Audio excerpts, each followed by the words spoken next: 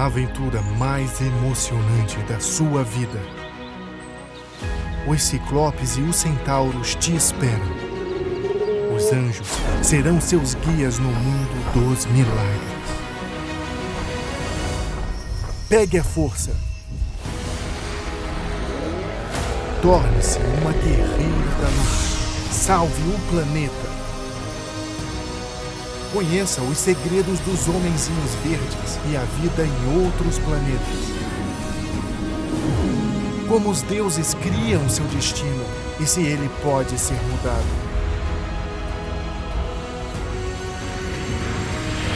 Todos os mistérios da humanidade, vida e morte, anjos e espíritos, na obra-prima animada, A Viagem da Alma Após a Morte.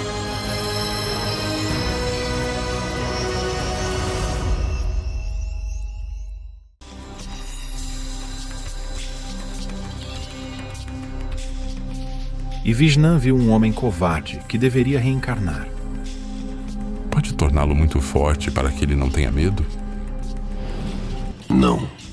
Eu simplesmente lhe mostrarei o absurdo de seu medo.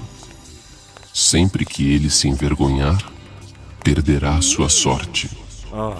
Quando tiver medo, será em vão. E quando não se preocupar com nada, o desastre acontecerá. Assim, ele verá a natureza irreal de seus medos. Vishnu ficou muito surpreso com a forma como Deus distribui o destino entre as pessoas e viu um homem ganancioso que estava reencarnando. Pode torná-lo um homem pobre? Não. Eu lhe darei uma enorme riqueza. E ele vai para um país comunista, onde não poderá dispor de sua riqueza. E até terá medo de que alguém pense que ele tem algo a mais. E ele verá o absurdo de sua ganância, a inutilidade de seus bens, sua relatividade. E eles viram um vilão que estava reencarnando. Pode torná-lo um aleijado para que ele não consiga manifestar sua maldade? Não. Eu farei com que ele mate impunemente, no ímpeto de raiva, as pessoas mais próximas e queridas dele, para que o remorso possa surgir nele.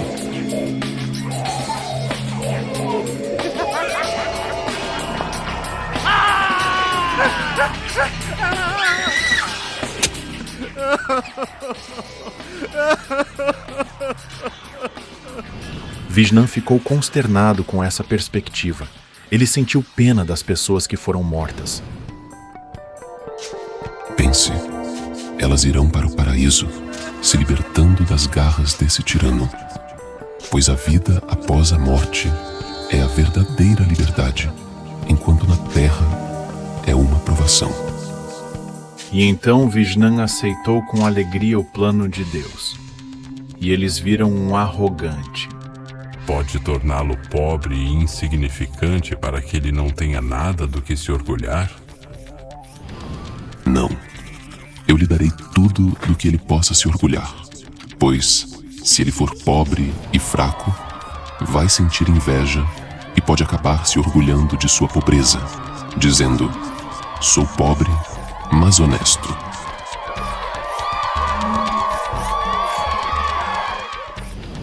Eu o privarei do amor e da compreensão das pessoas e, ficando sozinho, vendo o vazio interior, ele começará a perceber a tolice da sua arrogância.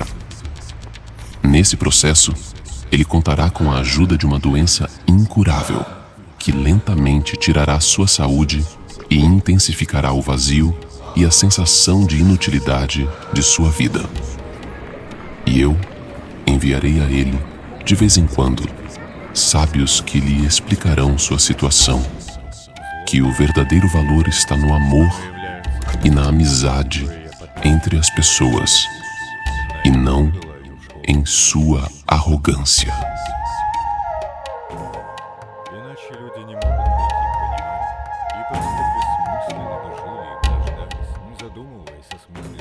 Isso, no final, o ajudará a entender muito, e especialmente na velhice, pois a velhice e as doenças existem justamente para que o ser humano perceba a transitoriedade e a impermanência deste mundo, parando de se apegar a ele, achando que ele é a única realidade, e comece a refletir sobre o eterno. Não andará com óculos cor-de-rosa, não se identificará com a situação em que se encontra.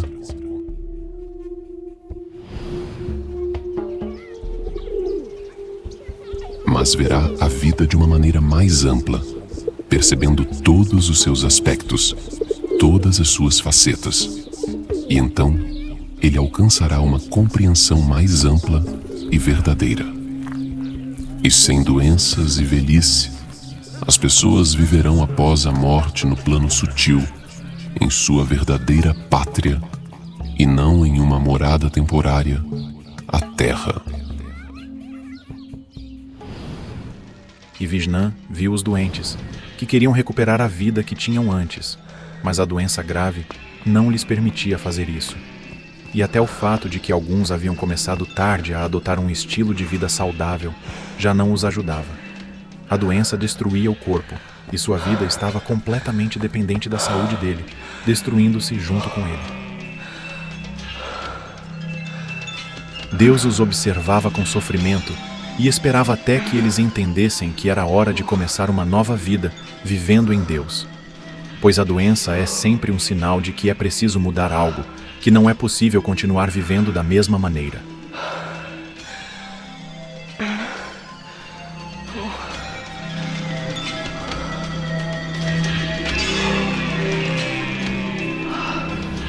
E ele viu os idosos, desiludidos com a vida, pois ela não atendeu às suas esperanças e expectativas. E muitos lamentavam, culpando o governo e as injustiças deste mundo. Mas os mais sábios começavam a rezar a Deus, preparando-se para encontrá-lo.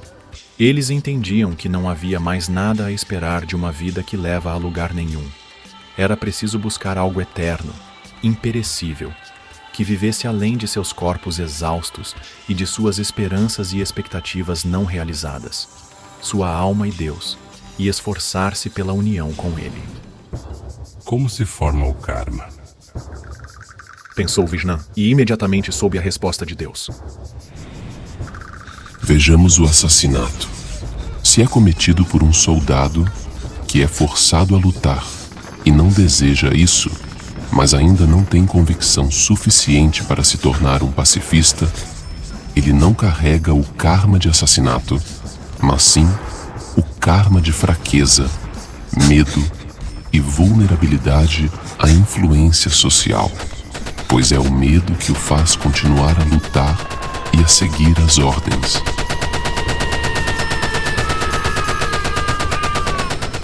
Mas se esse patriota fervoroso, a quem conseguiram convencer que ele está matando inimigos que não merecem viver e que, ao fazer isso, está praticando um grande bem, então o karma que ele carrega é o de um fanático e tolo, e não o de um assassino.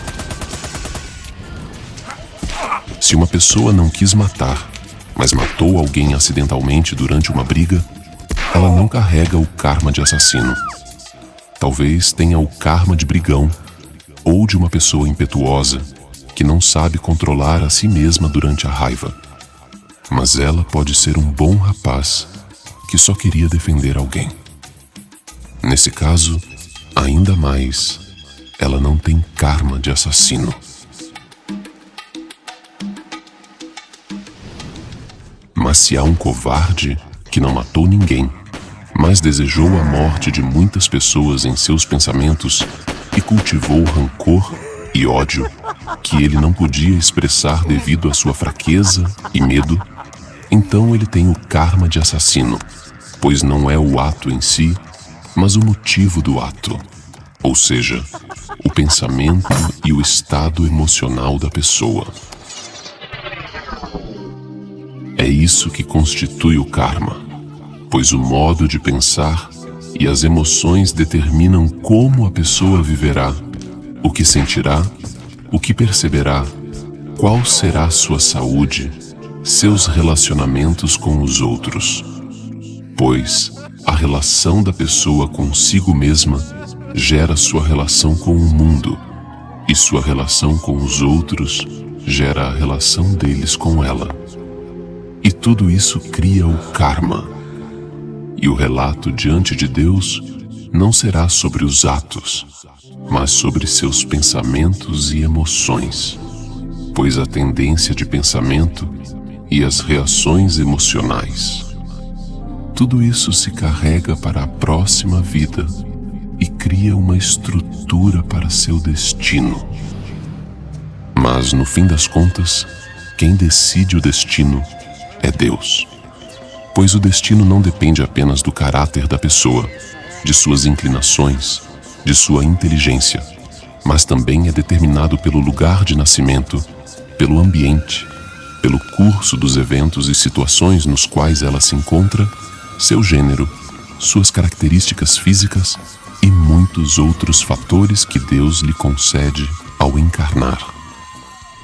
E por isso, pessoas que parecem semelhantes em caráter e pensamento podem ter destinos diferentes, exatamente aquele que é necessário para que adquiram a experiência e compreensão que lhes faltam para seu desenvolvimento e perfeição da alma. E quanto mais maduro, independente, autossuficiente e individualizado se torna o ser humano, mais próximo ele está da libertação. A pessoa comum vive na imaginação e no imaginário, ou seja, no sono. Mas se ela desperta e se separa do fluxo de pensamentos e emoções, se ela os domina e não é dominada por eles, então todo o seu karma desaparece e ela alcança o Anuttara Samyak Sambodhi, a liberação completa e final dos grilhões da samsara e do karma. E quando o seu ego desaparece e ela se funde com Deus, ela atinge o Nirvana. Outro nível de desenvolvimento é determinado pela força e altruísmo do amor de alguém por todos os seres e por Deus. E se ele, sem personalidade, sem julgar quem é bom ou ruim, como o sol, emite amor a tudo, ele alcança a libertação.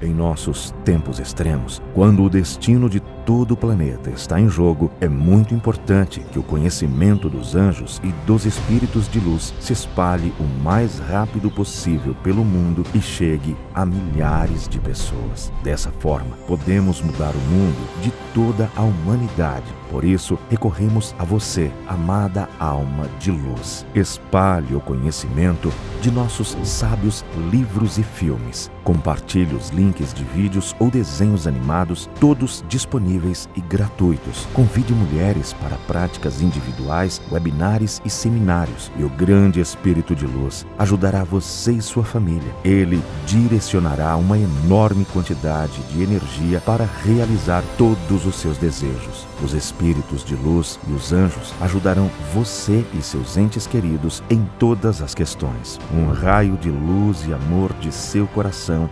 alcançará os corações das mulheres que buscam, e a criação da bondade e a disseminação do conhecimento da luz para o mundo inteiro começará. Torne-se parte da missão de luz. Ajude as pessoas e Deus ajudará você.